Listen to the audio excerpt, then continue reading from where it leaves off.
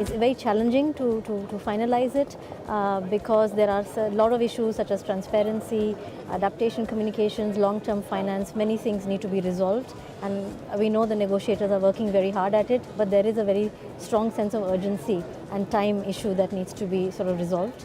And where observers can help is that I think observers do not take part in the negotiations, but we do work directly with countries on the ground, supporting them, getting lessons learned on what is effective for scaling up.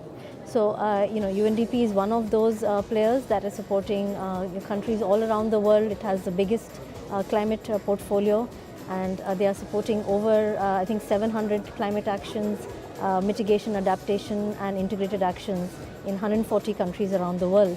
And so FAO's role is basically to support technically the negotiators with specific questions, and also obviously FAO supports with all FAO country members at the national level on implementing agriculture and food security strategies, and that includes of course the agriculture components in the NDCs as well as the national adaptation plans.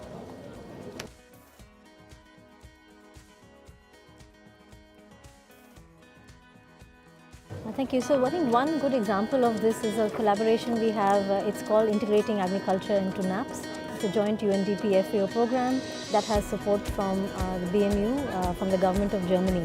And what the program does is it works in 11 countries around the world, raising the profile of adaptation in agriculture and facilitating cooperation between the ministries of agriculture, environment, planning and finance, and really doing a lot of the technical work that is required to scale up adaptation in agriculture. And we have, for example, the highlights report that we have here, which actually gives you 3-year highlights of the work in these countries, which are spread in Latin America, Africa, and Asia. So basically in the Philippines, Vietnam, Kenya, and Uganda, countries have been working on key national strategies to address agriculture and climate change, agriculture, food security, and climate change. In the particular case of Uruguay, they've been working on a sectoral strategy.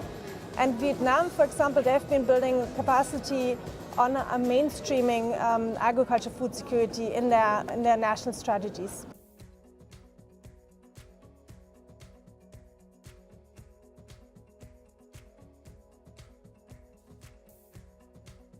I think each country has to commit to raising ambition in their NDCs ahead of this 2020 deadline.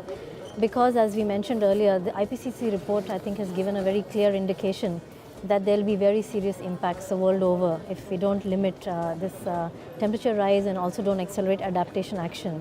So I think on the ground and also at the global level, this consensus on the guidelines are very important, because without that, accelerated action cannot take place in countries. Making sure that there is political leadership and will even at the local level, at the national level, I think that will be really important to make sure that there is actual actions taking place on the ground which are really addressing climate change.